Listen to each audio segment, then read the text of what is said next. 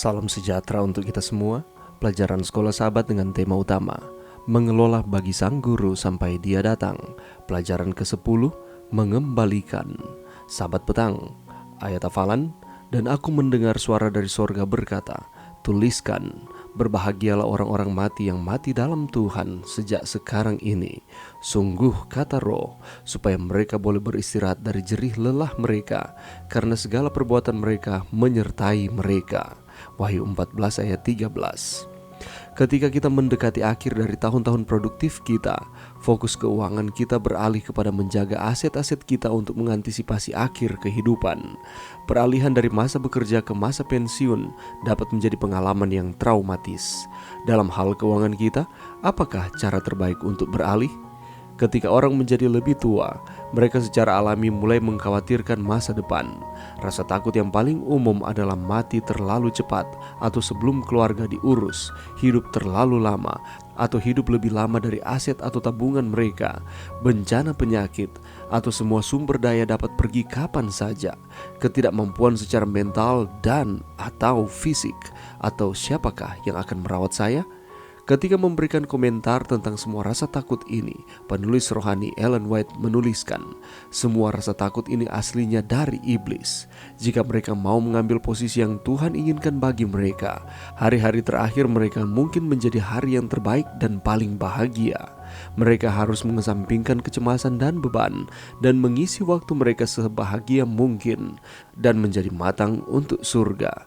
Testimonies for the Church, Jilid 1, halaman 424. Pekan ini kita akan mempelajari nasihat Allah tentang tahun-tahun terakhir kita. Apakah perkara-perkara yang harus kita lakukan? Apakah kita harus mengabaikan sesuatu? Dan prinsip-prinsip apakah yang harus kita ikuti? Adapun pokok pelajaran yang akan kita pelajari sepanjang minggu ini, kita perlu percaya kepada Allah dan tidak menginvestasikan kepercayaan dan cinta kita kepada uang. Kita dapat menjaga harta kepunyaan kita, berakal budi, dan melakukannya tanpa kecemasan, mendedikasikan hidup kita untuk mewartakan kuasa Allah.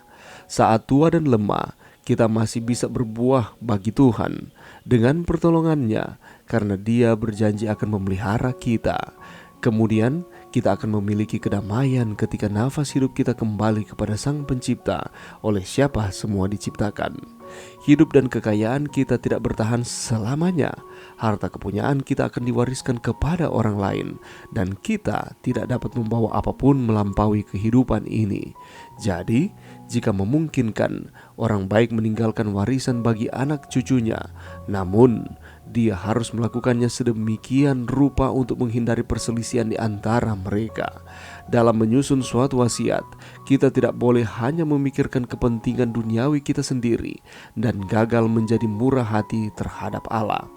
Kegagalan ini adalah kehancuran orang kaya yang bodoh dalam perumpamaan Yesus. Ketika kita mengakui bahwa segalanya adalah milik Allah dan hidup adalah untuk kemuliaannya, kita mengarahkan pikiran kita kepada hal yang tidak terlihat, yang adalah yang kekal. Kita menunggu kota dengan fondasi, yang pembangun dan pembuatnya adalah Allah. Gantinya menginvestasikan seluruh waktu dan perhatian kita untuk menumpuk kekayaan sementara. Dengan berinvestasi dalam pekerjaan Allah, kita meninggalkan satu warisan iman di belakang. Kemudian, suatu hari, ketika kita beristirahat dari jerih payah kita, perbuatan baik kita akan mengikuti kita, karena Allah akan dimuliakan di dalamnya, bahkan dalam ketidakhadiran kita. Di sepanjang minggu ini kita akan melihat apa yang harus kita lakukan setelah tahun-tahun produktif di dalam kehidupan kita. Kita akan kembali mempelajari mengenai pengalaman orang kaya yang bodoh di dalam Lukas 12 ayat 16-21. Apakah pelajaran yang berharga yang dapat kita pelajari bersama terkait dengan perumpamaan ini? Apakah teguran yang keras yang Tuhan berikan kepada orang muda ini? Dan apakah yang seharusnya kisah ini katakan kepada kita mengenai sikap kita terhadap apa yang kita miliki? Kita juga akan mempelajari bersama-sama di beberapa ayat di dalam firman Tuhan, mengajarkan tentang kehidupan manusia. Apakah ayat-ayat tersebut katakan tentang kehidupan manusia? Dan apabila kita diperhadapkan dengan kematian, bagaimanakah sikap dari umat-umat Tuhan untuk menghadapi akan hal ini? Dan bagaimanakah dengan harta benda kekayaan yang sudah kita kumpulkan selama ini?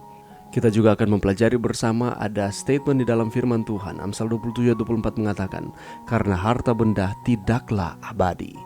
Apakah respons kita terhadap ayat ini dan mengapa penting kita menjaga ide ini bagi kehidupan kita supaya kita tidak masuk ke dalam sifat ketamakan, hanya mementingkan diri kita sendiri, tetapi sebaliknya kita mengasihi satu dengan yang lain, memperhatikan dan memenuhi setiap kebutuhan saudara-saudara sesama manusia yang membutuhkan pertolongan kita. Dan bagaimanakah caranya supaya kita terus menanamkan di dalam diri kita, di dalam pikiran kita, bahwa kita ini adalah makhluk yang oleh karena dosa sehingga harus menghadapi kematian. Tetapi bagi kita yang setia kepada Tuhan, kematian ini adalah istirahat yang sementara. Dan manakala Yesus datang kembali, kita akan dibangkitkan kembali, sehingga kita tidak akan hanya memenuhi akan kebutuhan-kebutuhan hasrat pribadi kita, dan kita mengesampingkan setiap kebutuhan mereka yang membutuhkan pertolongan kita. Dan apakah yang harus kita lakukan supaya kita akan terus setia kepada Tuhan di dalam kehidupan kita di dunia ini? Untuk mendapatkan jawaban dari pertanyaan-pertanyaan ini, mari kita meluangkan waktu kita walaupun hanya sejenak di tengah-tengah kesibukan saudara dan saya sepanjang minggu ini untuk kita mempelajari pelajaran sekolah sahabat, pelajaran yang ke-10, sehingga kita akan terus mendapatkan manfaatnya, kita akan terus setia kepada Tuhan, kita akan terus berserah sepenuhnya kepada Tuhan di tengah-tengah kehidupan dunia ini. Mari berdoa. Terima kasih Tuhan atas firman-Mu pada saat ini. Bantu kami Tuhan untuk kami terus dengan tekun mempelajari pelajaran sekolah sahabat setiap hari. Kami akan memperoleh manfaatnya. Kami akan terus setia kepada Tuhan. Ini doa kami Tuhan, di dalam nama Yesus. Amin.